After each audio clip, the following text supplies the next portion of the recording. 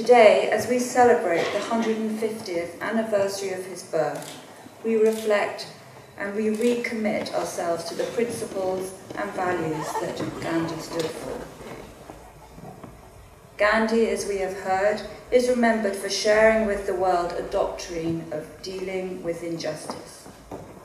His powerful message of non-violence being the greatest force at the disposal of mankind, of it being mightier than the mightiest weapon of destruction devised by the ingenuity of man, continues to be relevant today. Since his time, non-violence has been closely intertwined with many movements for social justice, to the extent that it is now often described as the politics of ordinary people. We see violence in many forms in many parts of the world. Its impact affects many people every day in many different ways. Even 70 years after his death, Gandhi's message continues to resonate here and in all parts of the world. In marking today, the United Nations Secretary-General Guterres emphasized that at a time of protracted conflicts and complex challenges, Gandhi's philosophy of non-violence remains an inspiration. At the United Nations, a world free of violence and the resolution of differences through non-violent means is at the core of our work.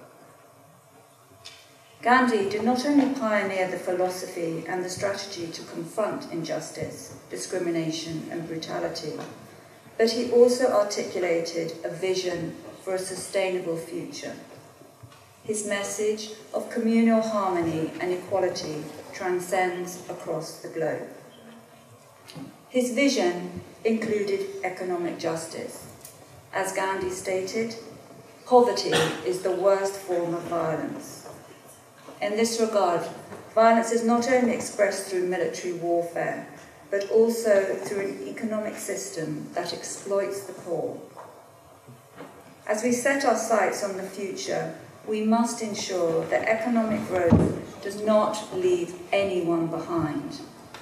This principle, with gender equality, lies at the core of the sustainable goals and the 2030 agenda that the United Nations, with all of you, strives in partnership to achieve. So, on this International Day of Non-Violence, let us draw on the principles that Mahatma Gandhi so bravely stood for. I would further echo the words made today by the United Nations Secretary-General. He said, "For us all to be inspired by Gandhi's courage and conviction as we continue our work to advance peace, sustainable development and human rights for all the peoples